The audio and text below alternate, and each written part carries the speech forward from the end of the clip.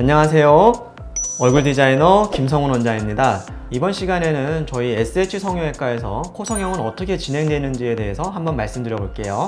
대표적으로 민효린 씨나 송혜교 씨 코가 예쁘다고 그래서 사진을 가지고 오시는 경우가 많이 있는데요. 민효린 씨 코 같은 경우는 코끝이 조금은 뭉툭한, 송혜교 씨 코 같은 경우는 코끝이 약간 뾰족한 느낌이 있지만 그래도 코가 예쁘다, 이렇게 생각이 되는 이유가 무엇인지에 대해서 한번 생각을 해봐야 될 것 같아요. 이상적인 코가 몇 도이고 이런 얘기를 하는데 그것보다는 더블 S라인이라고 저는 생각을 해요. 이만 살짝 봉근 나왔다가 콧대는 살짝 들어갔다가 코끝까지 올라오고 다시 안으로 쏙 들어갔다가 다시 입술로 이어지는 이 라인이 수려하게 잘 이어졌을 때 더 예쁘다, 이렇게 생각을 할 수 있을 것 같아요. 흔히 얘기하는 코뼈는 상부 2분의 1만 해당이 되고요. 나머지 하부 2분의 1은 5가지 연골로 구성이 되어 있는데 이 부분이 숨 쉬는 데 있어서 중요한 역할을 해주는 연골 좌우 한 쌍, 콧망울 모양을 유지해주는 콧망울 연골이 좌우 한 쌍, 비중격이라고 얘기하는 코 안쪽에 기둥 역할을 하는 연골 하나, 그래서 총 5개의 연골로 구성이 되어 있어요. 동양인의 경우에는 코끝이 낮기 때문에 코끝을 어떻게 만드느냐가 포인트라고 볼 수 있겠는데요.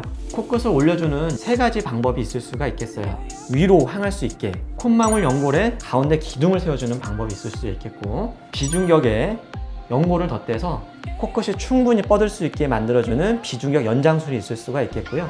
돼지코로 들리지 않기 위해서 역회전 연장술이 있을 수가 있겠어요. 물론 그 이외에도 다른 여러 가지 수술 방법이 있지만 이 3가지 방법이 핵심이라고 볼 수가 있겠고요. 성형외과 전문 선생님하고 충분히 상의를 하셔서 수술을 진행을 하시면 좋을 것 같아요. 코끝은 무조건 자가 조직을 사용하는 게 핵심이라고 볼 수가 있겠고요. 늑연골 같은 경우는 여러 가지 합병증 또는 굳이 늑연골을 쓰지 않아도 되는 경우가 더 많기 때문에 최우선적으로는 비중격 연골과 귀연골을 사용하시는 게 좋다고 저는 생각을 하고요. 귀연골은 우리 콧망울 연골과 가장 구조가 비슷한 장점이 있지만 힘이 아무래도 조금 약하다는 부분이 있어요. 그래서 이런 부분을 보강하기 위해서 귀연골을 2겹으로 댄다거나 연골을 싸고 있는 연골막까지 같이 채취를 한다면 힘이 부족한 부분도 채워줄 수 있다, 이렇게 생각이 되고요. 비중격 연골은 장점은 힘이 강하기 때문에 충분히 뻗을 수 있다는 게 장점이 될 수가 있겠지만 교통사고나 상해나 이런 상황에 있어서는 콧대가 부러질 가능성이 있기 때문에 각각의 장단점을 생각해서 본인한테 적절한 재료를 선택하는 것이 가장 중요하다고 보면 되겠습니다. 버섯 라인 또는 반버섯 라인 또는 직반 라인, 직선 라인까지 여러 가지 코끝 라인이 있는데 이 중에서 보통 남성분들은 버선코어에 가까운 라인들은 별로 선호하지 않는 경향이 있으시고요.